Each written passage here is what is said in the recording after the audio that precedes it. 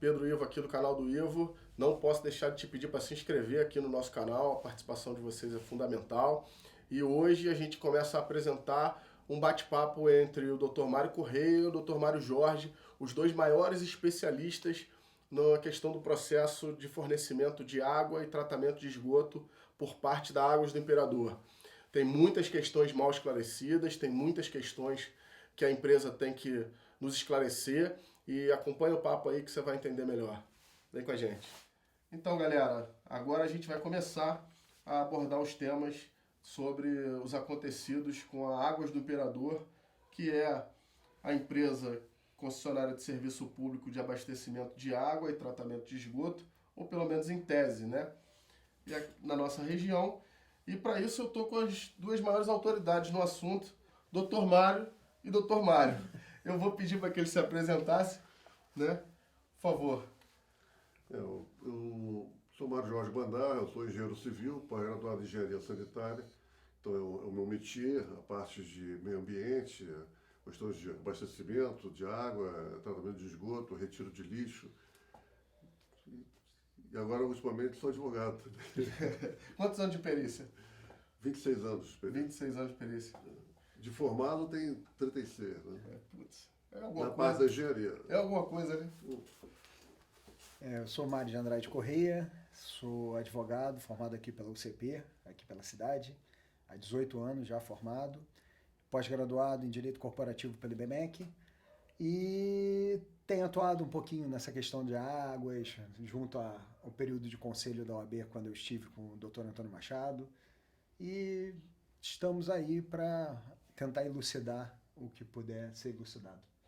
Bem, apresentados, eu queria esclarecer que isso tudo teve início quando eu, indignado com o fato de que a Águas do Imperador fornece água e na mesma tubulação por onde deveria fornecer água, o ar passa, né, e aumenta o número de registro de consumo, contabilizando todo o ar que passa pela tubulação como se fosse água fornecida para a população, o que não acontece, né? Então, procurei o Dr. Mário justamente para que a gente montasse um projeto de lei que obrigasse a concessionária a evitar que isso aconteça, retirar da tubulação o ar, para que só fosse contabilizada a água que fosse consumida pelo cidadão e não o ar. E aí o Dr. Mário falou, calma aí, bicho, antes de você mexer nisso, você precisa saber de muita coisa. E aí começou a me contar uma série de acontecimentos que eu falei, bom, vamos fazer diferente? Vamos tentar gravar um vídeo, então, explicando para a população a quantidade de absurdos que essa empresa Águas do Imperador coleciona e tentar fazer alguma coisa mais produtiva ainda, antes até desse projeto de lei, que é, inclusive, quero deixar as portas abertas para o pessoal da Águas do Imperador para que a gente possa conversar e tentar da parte deles também que isso aconteça de forma amigável, né? E então queria separar e inicialmente começar a falar sobre o que se cobra do cidadão como água, como esgoto, e que na verdade não é fornecimento de água e também não é tratamento de esgoto. O senhor queria começar? O sistema, todos nós temos, quando consumidores, nós temos nas nossos imóveis um hidrômetro. Sim. O hidrômetro é um aparelho que foi previsto para se contabilizar o quanto de água passa, né, para poder ser cobrado. E, obviamente, ele é preparado para um tipo de material que ele vai fazer esse controle. A água tem uma viscosidade, tem uma densidade, então ela é dimensionado para isso. Quando falta água na tubulação e ela é tomada, né, pelo vazio, enche de ar, quando volta o abastecimento à normalidade, esse ar é impulsionado passando pelos hidrômetros. E como o ar tem menos viscosidade e menos densidade que a água, ele dispara o relógio. Então, mesmo que sejam tempos curtos, 2 minutos, 3 minutos, 5 minutos, isso representa 20 minutos de consumo de água, meia hora de consumo de água. E vai contabilizando para o prestador de serviço, não para o consumidor. Ele não está usando essa água. Esclarecendo para o cidadão, talvez, se as pessoas não estiverem acompanhando a linguagem técnica do Dr. Mário, o que ele quer dizer? a água tem um coeficiente de resistência, então para que ela passe pelo hidrômetro, ela tem uma dificuldade muito maior do que do ar. Ou seja, aquele sistema que gira do hidrômetro com a água, com o ar, ele vai girar numa velocidade muito maior. Então ele vai estar multiplicando o que seria o teu consumo, quando na verdade é simplesmente fluxo de ar, né? E ar não enche caixa d'água de ninguém. É que o assunto é muito extenso. E se eu fosse entrar aqui com detalhes... São 15 dias de vídeo, né? No mínimo aí vai levar um bom tempo. Porque tem outras coisas também que tem que ser levado em consideração. A relojoaria, posicionamento de relojoaria, o elemento que te vai contabilizar, né? Aquilo parece um relógio, são várias rodas dentadas. Ele tem que ficar na horizontal, o aparelho não pode estar desnivelado. Eu vejo aí hidrômetro na vertical, vejo hidrômetro com relojoaria baixa. E quando entra o ar também, é um outro detalhe. Eu vou me lembrando, né? Quando o ar entra, para você ter uma correta contabilização, você primeiro tem que hidratar o hidrômetro todo para depois botar em carga. E, obviamente, não acontece. Você esvaziou a rede, a água vem, passa de qualquer maneira, até estabilizar, até dar uma derrapada, também vai ter uma medição errada, né? O abastecedor, não o consumidor. Ou seja, a gente consegue afirmar categoricamente que a quantidade de hidrômetros que vão estar fazendo uma aferição correta do consumo de água é perto de zero. Não diria zero, porque nós estaríamos generalizando demais. A rede ela esvazia não na sua totalidade. Sim. Mas esvazia Mas, os pontos mais considerando altos. os casos de inclinação que o senhor falou, de posicionamento incorreto e tudo Agora, mais. deixa eu fazer uma observação que também não podemos só atribuir a um lado o erro. Sim. Eu vejo aí pessoas que fazem o que não podem fazer, porque a obrigação, né, o padrão, a instalação do padrão de entregar a cessionária, a subcessionária, ele tem exigências. Mas as pessoas depois mexem, põem a mão, mudam e às vezes põem dessa maneira. Agora, eu já vi no hotel que eu fui fazer uma perícia, uma orientação, foi instalado na vertical. A própria firma que foi fazer a cobrança botou na vertical. Então, desculpa a minha ignorância, quem é responsável pela instalação inicial do hidrômetro é O sempre... hidrômetro para a rede é a subcessionária. Certo. Mas nesse caso a definição da posição... A responsabilidade dele é todos têm um registro. Sim. Daquele registro para dentro é do consumidor. Certo. Tanto é que, às vezes, quando você tem dúvidas de vazamento, a firma ela tem a obrigação de ir até o hidrômetro. A partir daí, eles falam para ti, ó, isso é contigo. Pode ter uma condescendência, uma amizade, o cara, não, peraí, ele entrar e olhar e te dar uma orientação, mas eles não têm obrigação. A obrigação deles é até o hidrômetro. Tanto é que tem um aparelho que você põe para reduzir o ar.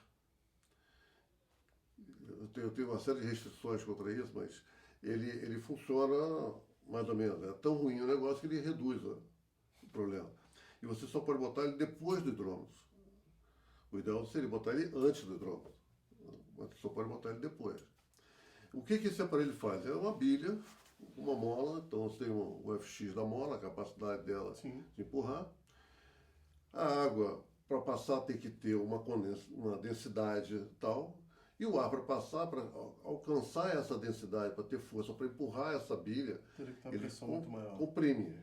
Então ele passa rapidamente, em vez de ele ficar passando pelo hidrômetro, ele passa uma vez só. Por isso que ele não reduz 100%, mas é que aquele ar vai passar quase que instantaneamente. Comprimido, né? Compactado. Num período de tempo pequeno. Sim.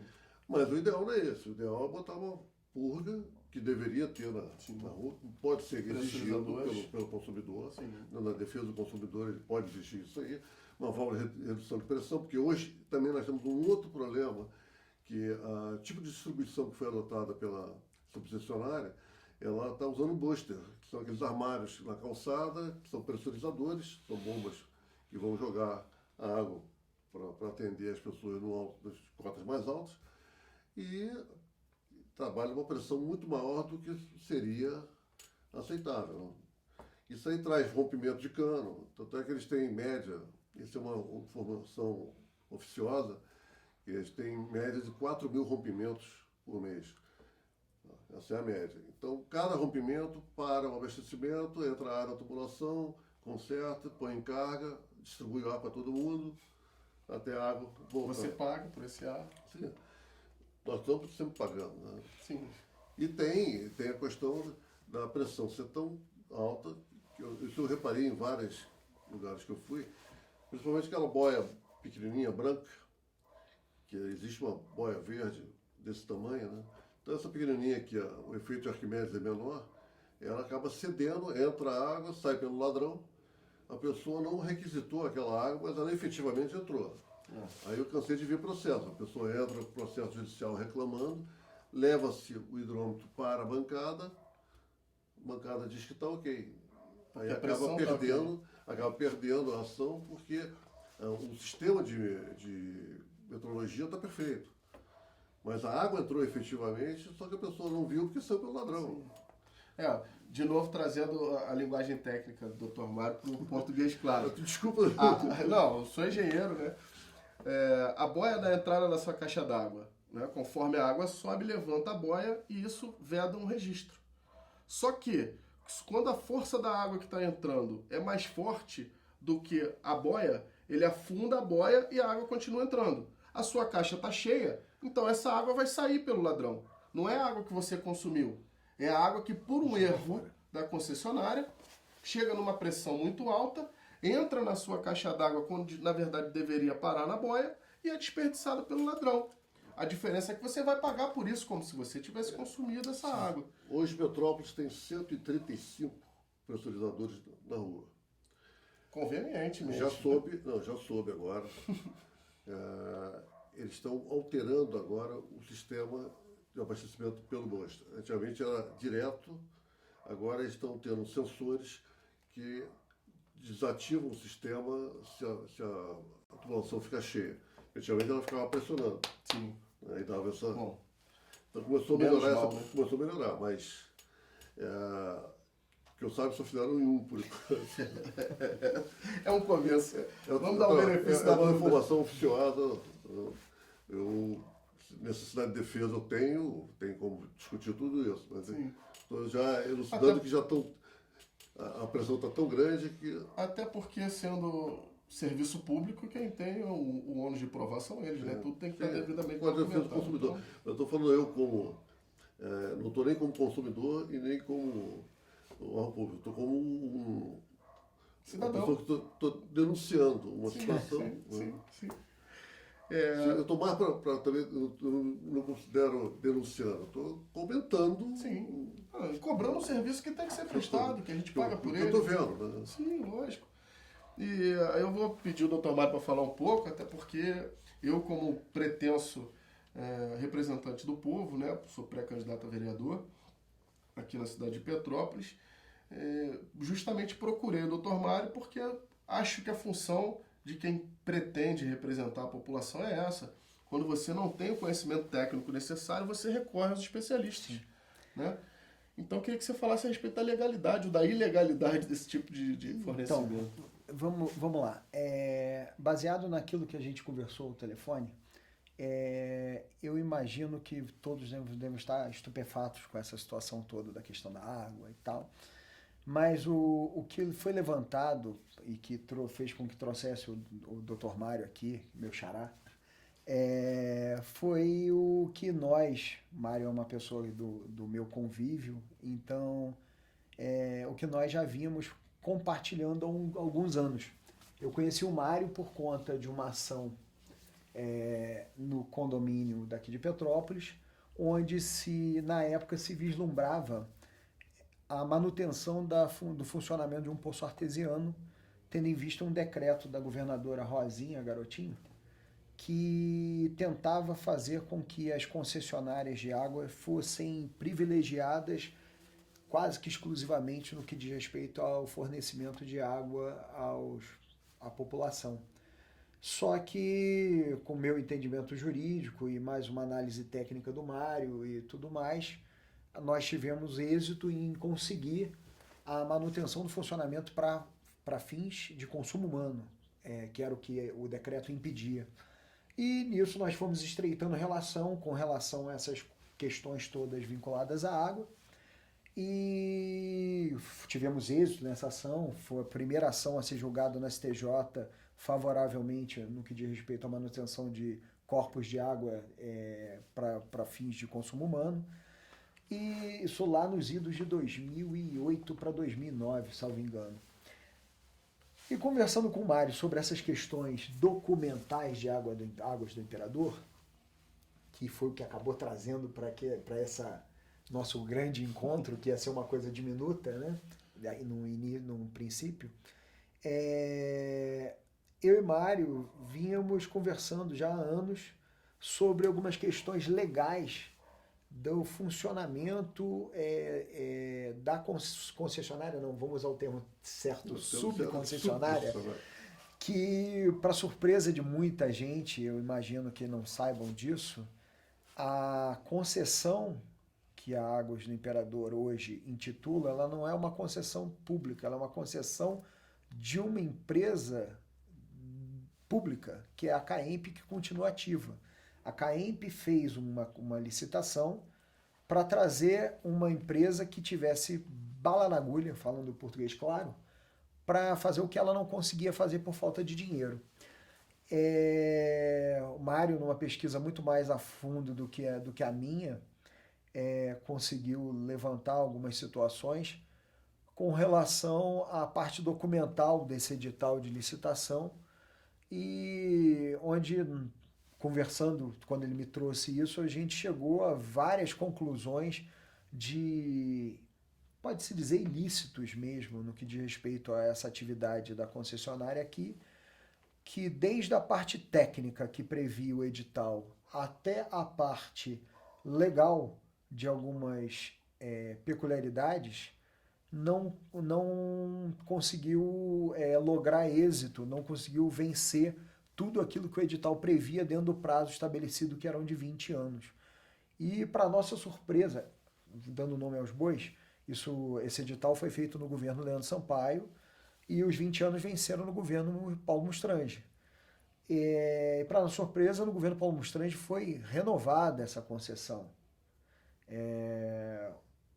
Questões legais. Estou fazendo um apanhado geral. Fica à vontade. Questões legais. O nosso legislativo municipal, para surpresa de todos, há uns anos atrás, algumas legislaturas atrás, trouxe, aspas, legalidade a uma cobrança que o Código de Consumidor ele é contrário, que é a cobrança por estimativa. Nós temos hoje em Petrópolis instaurado uma cobrança de esgoto que é feita por uma estimativa daquilo que você consome de água. Só que nem toda a água se transforma em esgoto, errado? Tá certo. Então, nem toda a água se transforma em esgoto. Vou dar uns exemplos desde a parte industrial comercial até a parte da nossa casa. Uma padaria. Um dos insumos principais para uma padaria, para fazer o pãozinho, o biscoito, o que quer que seja, é água. Só que essa água vai para o forno junto com a massa. E essa água evapora. E quando ela evapora, ela não vai pelo ralo. E por não ir pelo ralo, ela não poderia ser cobrado esgoto sobre aquele valor. Hoje a Águas do Imperador conseguiu, via um bom relacionamento com o Legislativo. Hoje não. Deixa eu trazer a idade certa para a coisa. Algumas legislaturas atrás, Águas do Imperador, por um bom relacionamento e um bom poder de convencimento junto à nossa Casa Legislativa de Petrópolis, conseguiu fazer esse lobby para que você pudesse cobrar 56% para o esgoto que é só canalizado, ou seja, eu não estou tratando de esgoto, só estou canalizando. E 93% para aquele esgoto que é canalizado e, aspas de novo, eu gosto de fazer o aspas de novo, tratado. Por quê?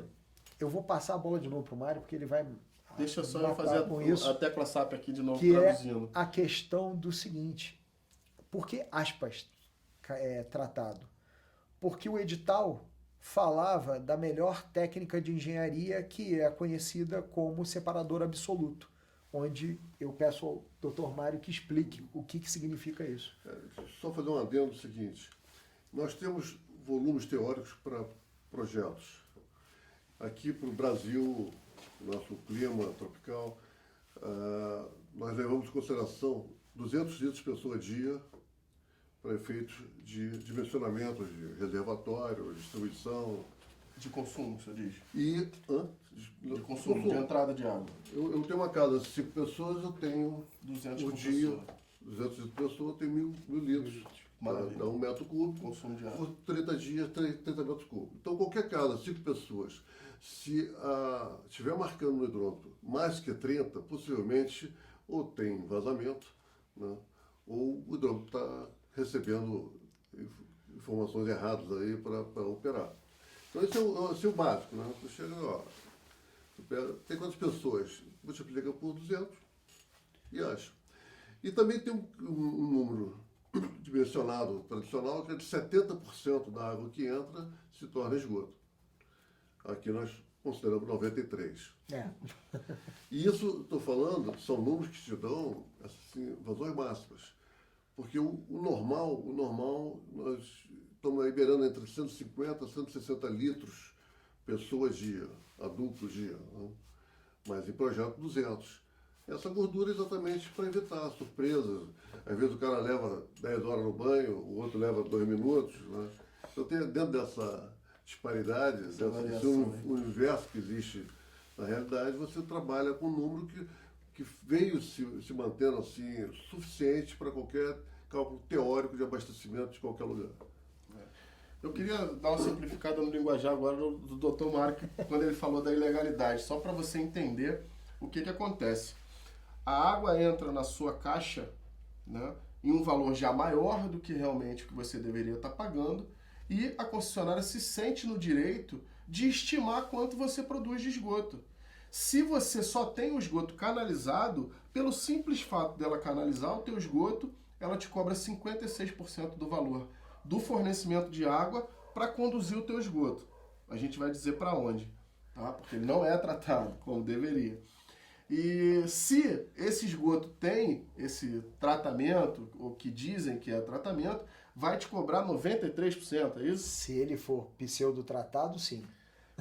93% da água que entra na sua casa, a concessionária se sente no direito de estimar como esgoto. Matemática simples. Se você tem R$100 de água, R$93 a mais vai ter de esgoto. Ou seja, sua conta vai vir R$193. Se o seu esgoto não é pseudo-tratado, é só canalizado, são 56%. Ou seja, se a sua conta de água for R$100, você vai gastar mais R$56 de esgoto. E um outro absurdo. Ele acabou de dizer que o Código de Defesa do Consumidor, que é uma lei federal, proíbe qualquer tipo de cobrança por estimativa.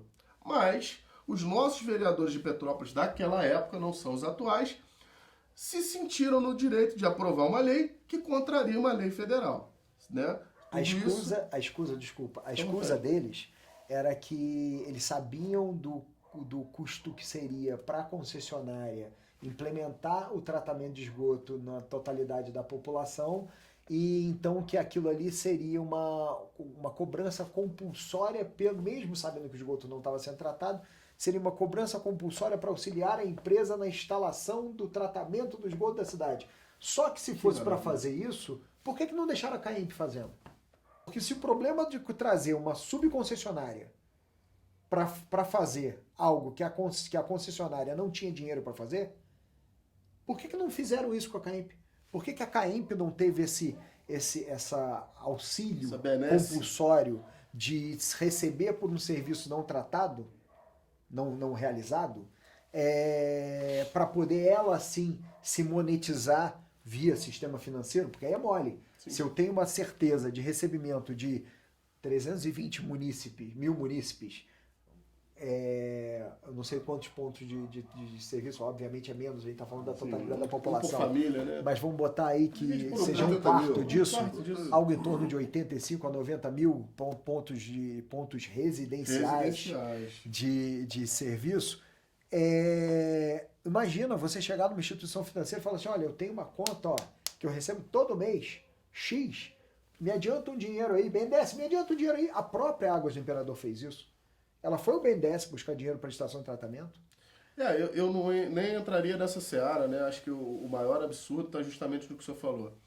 Se você tem uma empresa pública que olha para um cenário onde ela precisa trabalhar e ela não tem condições financeiras de fazer aquilo que deveria. Então ela passa esse serviço para uma empresa privada justamente por não ter condição. Vai passar para uma empresa privada que também não tem condição, que para fazer isso tem que sacrificar o seu dinheiro, te cobrar por um serviço que ela não executa? Eu acho que assim fica muito fácil, né? Sim. Eu sou totalmente favorável já passando para uma política macro, eu sou favorável a um Estado mais leve. Sim. Porém, fazer da maneira que foi feito aqui na cidade, no que diz respeito a essa concessionária propriamente dita, é o tapar o sol com a peneira, né? A gente querer enganar o trouxa, e o trouxa somos nós, é você. Então, fica complicado uma situação dessa e o governo entra e sai, alguns entram e saem mais de uma vez. Mais de uma vez. E a coisa continua. Então, eu fico... Espero que não dessa vez. Então eu fico bastante tranquilo em falar o que vem acontecendo, porque a gente já vem batendo nisso. Pelo menos eu venho batendo desde 2009, eu acredito que o Mário há mais tempo. Mas é triste pra gente, porque nós temos dados claros de crime ambiental cometido pela empresa atual. Isso é o cúmulo do absurdo. Isso é tipificado. Esse crime é tipificado.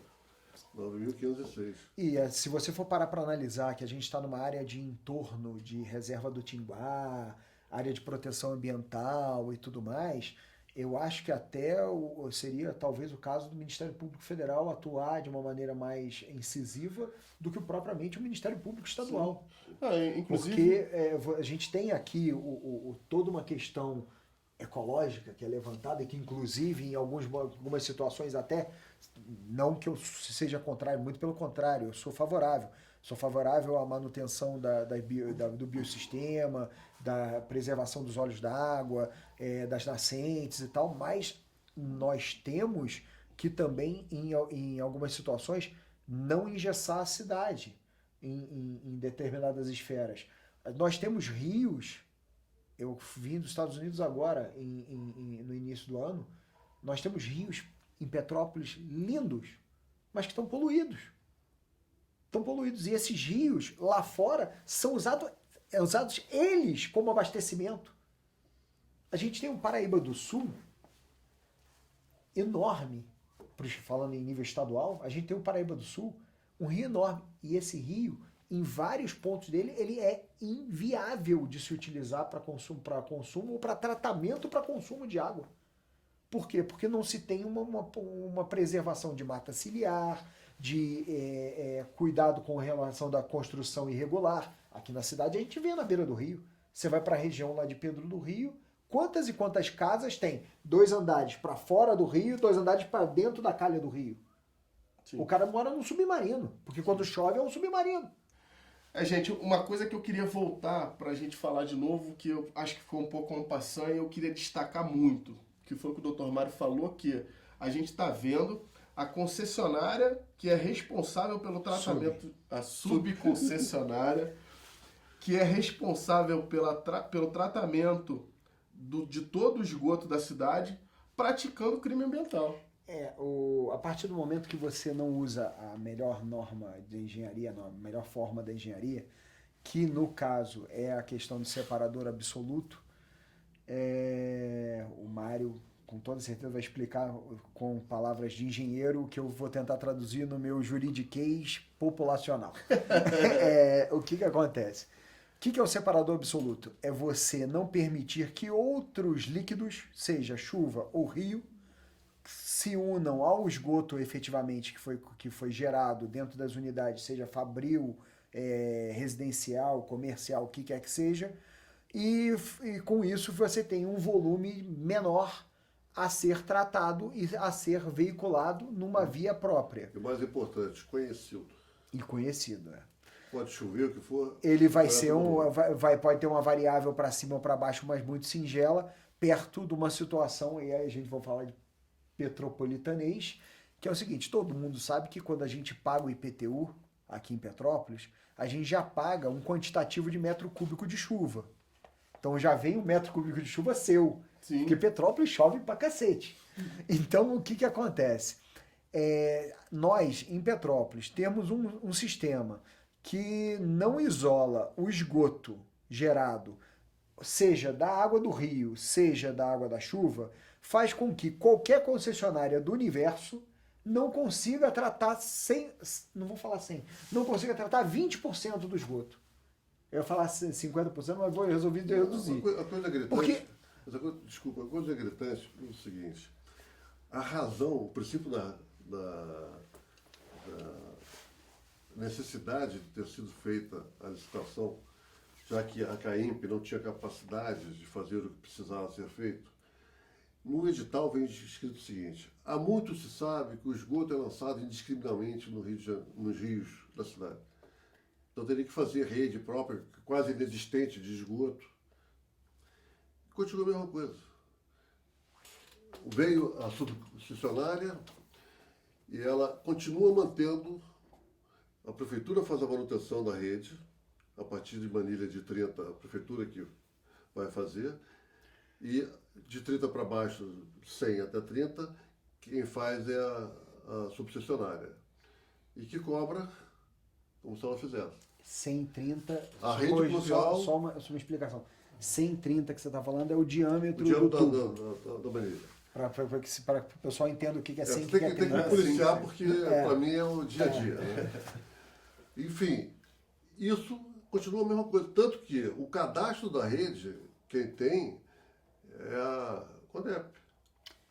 Então, de novo, trazendo para o popular. Exato. Só para te voltar, porque eu imagino que você vai lembrar, porque a gente acabou pulando de novo. Crime ambiental por quê? A gente estava falando de separador absoluto e tal. O que é a situação? Em se separando, você consegue tratar. Como não é separado, o que acontece em Petrópolis que é crime ambiental? Quando o esgoto vem junto com a água de chuva ou junto com o rio, o que quer que seja, porque temos as duas particularidades em Petrópolis, aumentou a quantidade de chuva, o que a subconcessionária faz?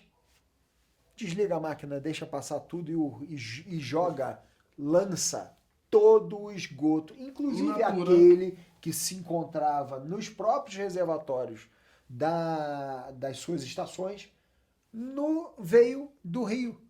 Ou seja, se eu, subconcessionária, que sou remunerada para fazer uma coisa que é tratar o esgoto, pego aquilo num período de chuva só porque aumentou o meu volume e jogo no rio, o que eu estou cometendo? Eu estou cometendo um crime ambiental. Eu estou jogando in natura esgoto em um veio de rio. O esgoto, ele é contaminante, ele é degradante, ele requer energias do meio para poder se decompor e se transformar, tanto da parte da população viva que ele tem, os entrecólios, como a parte da matéria orgânica. E se você faz isso de maneira controlada, se você dá à natureza a condição dela fazer, ou você pode até acelerar o processo, quando se lança no meio ambiente, ele não vai requerer, ele não vai criar essa disparidade no meio ambiente. Então, o crime ambiental é porque a poluição que vai ocorrer, ela que tem duas vertentes, a bacteriológica e a física, ela não vai ocorrer num meio controlado e vai requerer e vai modificar o ambiente como um todo naquele trecho. Porque sempre tem um pessoal que é do contra, a gente não agrada a todo mundo. Que a última preocupação é explica para mim uma coisa, que deve ter gente que deve estar falando, eles estão errados, o rio está limpo. Até porque eu já vi, você já viu, eu já te fiz essa pergunta, só quero que você responda para o nosso público. Esses peixes que que a Águas do Imperador andou filmando, zanzando pelos rios no centro da cidade. Olha aqui, ó. Dizendo, olha, a vida ser voltou vivo, para o rio. O ser vivo, ele se adapta ao meio. Isso aí, qualquer ser vivo, você pode jogar num meio inóspito, ele vai se adaptar. Ele pode conseguir ou não. Se ele não conseguir, vai morrer. Né? Vai ser incorporado a biota. Agora, se ele conseguir, o metabolismo dele se alterou. E essa alteração do metabolismo, ela pode trazer uma série de consequências à qualidade de vida do ser vivo. Então, o fato de existir, as capivaras estão na beira do rio. O rio está limpo. Não, elas estão adaptadas àquilo ali. E a carne delas também deve estar... Deixa eu te interromper, que você falou de uma coisa que eu tenho conhecimento. Bem próximo aonde é a fábrica da Andrix, ali, há pouco tempo atrás, uma capivara foi atropelada. E carne de capivara é uma carne valorizada. Os caras pegaram a capivara que morreu atropelada e tacaram na churrasqueira do bar. Morreram quase todos que comeram a carne da capivara. Então eu queria pegar justamente esse gancho, que não é o fato de ter capivara viva, que a capivara está saudável em primeiro lugar, e que a água não está contaminada. Exatamente. Então, é o que eu estou falando. O metabolismo dela alterou. Ela está no meio inóspito. Ela está no meio contaminante. Ela vai se contaminar. Sim. Ela sobrevive àquele meio. Apesar da contaminação. A implantação da cidade, a ocupação da cidade. O português sempre teve como ideia botar os fundos das casas para os rios, para tudo que é cloaca, jogar no rio, para o rio levar. E hoje, ainda tem pessoas hoje que têm essa mentalidade, joga no rio que o rio leva. Né? Você está transferindo para alguém o problema. Né? Mas essas casas que ficaram, se perpetuaram, algumas foram ligadas ao sistema pluvial que acaba no rio. O sistema de encaminhamento, ele é o mesmo. A firma não fez absolutamente nada diferente para isso, mas cobra 53%. Ou 93%. E continua indo para o Rio. Isso é muito absurdo, né? Então, a gente viu aqui o Dr. Mário falando que o município de Petrópolis, a quem a gente já paga muito pelos nossos impostos, tinha toda uma estrutura de tubulação em manilhas e que ainda é utilizada essa mesma tubulação, só que uma outra empresa privada cobra da gente para que a gente utilize a tubulação do nosso município. Ou seja, a empresa cobra para que a gente utilize a tubulação que a gente pagou. Eles já estão há 4 Agora, esse brado aqui não é contra 1, 2, 3. Esse brado é contra a estrutura como é feita. Sim. Porque há condição de ser feita, há condição de ser corrigido, inclusive, e que venha trazer exatamente o que se almeja, que é a salubridade local. Sim. Petrópolis não é uma cidade saudável. Isso eu afirmo. Podem me fazer provar que eu provo direto. Petrópolis, ela não é uma cidade saneada. Mas dá para mudar isso, não dá? Claro que pode. A engenharia pode tudo. Basta ter força de vontade e dinheiro para isso. Tem vários fatores que vão interagir aí. Mas o mais importante é que a população saiba disso, para que ela possa também se posicionar. Porque a informação que chega é completamente distorcida. Petrópolis é o 23º município em saneamento do Brasil. Eu fico imaginando o resto. Uma outra coisa que é importante é o que a gente tinha falado em off, e eu queria que o senhor falasse como é que acontece esse ranqueamento. Não, a empresa que faz isso, ela Trata Brasil. A Trata Brasil é uma organização privada, ela pega os dados fornecidos pela União, do Sistema Nacional de Informação de Saneamento, e compila e põe. O que é o compilar? O cara falou que trata 50, o outro trata 40, mas o outro tem 70 de água. Então ela tem uma fórmula que ela faz uma correção para te botar no ranking enumerado de 1 a 100, as 100 melhores cidades de saneamento do país. Mas eles não conferem o dado. Ou seja, a própria subconcessionária disponibiliza os dados que quiser para eles. O dado que ela quer. Ela fala que trata 70% do esgoto da cidade. Ou seja, por esse ranking a gente poderia ser o primeiro, porque era só dizer que trata 100%. Sim, se eu falar que eu trato tudo, eu vou lá em primeiro lugar. Bem, nós estamos passando por uma situação, nós estamos nessa pandemia, passando por uma situação exatamente igual. O maior interesse de pegar dinheiro do governo, então o cara tem que morrer de Covid, tudo é Covid. O cara cai 10º andar, é Covid. O cara leva 3 tiros nas costas, é Covid. Quer dizer, é uma manipulação de dados da mesma maneira, para atender um interesse de alguém ou de alguma situação. O saneamento do Brasil é um engodo.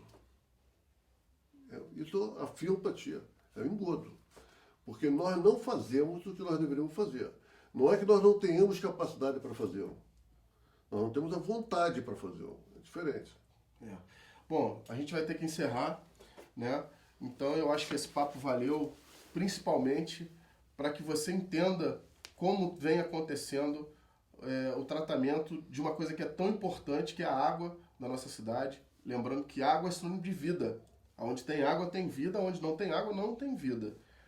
Então nós temos uma empresa que está responsável por entregar água na sua casa e por pegar o que a gente devolve para a natureza e tratar, e está praticando o contrário, né? Está poluindo mais o meio ambiente. Eu posso só ser justo uma questão? Deve.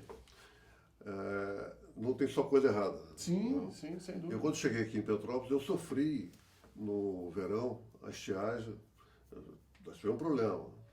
E isso, pelo menos, a parte do abastecimento, eles conseguiram. Falta d'água não acontece mais. Embora Petrópolis tenha, desde 2010, no ranking da ANA, Agência Nacional de Águas, quem quiser entrar na internet é ana.gov.br, pode procurar lá. Desde 2010, Petrópolis está em sistema crítico de abastecimento, precisando produção de água. Porque a maioria da nossa água vem de captação de chuva. Vamos fechar? Desculpa. Imagina. Bom, gente, então, concluindo aqui, o que a gente quer? Né? Que o cidadão petropolitano tenha noção de que o agente que deveria ser responsável por entregar água de qualidade para vocês e por pegar o que a gente entrega como esgoto e paga por isso, devolver à natureza de forma sustentável e respeitando as regras do meio ambiente. Isso não acontece. A ideia aqui é denunciar, mas ao mesmo tempo é dialogar. Não só com a própria subconcessionária, bem como com as outras autoridades envolvidas, o Ministério Público, a Ordem dos Advogados do Brasil, a Câmara de Vereadores, o prefeito municipal, quem estiver disposto a se envolver para que o problema seja resolvido. Desde que não seja para trazer nada para colocar de novo ou manter o problema debaixo do tapete, as portas estão abertas, a gente quer somar e trazer soluções.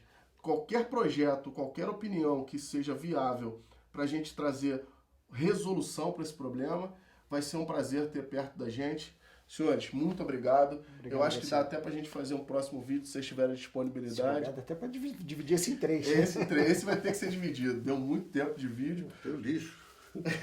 Vou ter que cortar bastante coisa, porque senão meu diretor vai me dar uma surra, que ele já está me prometendo ali.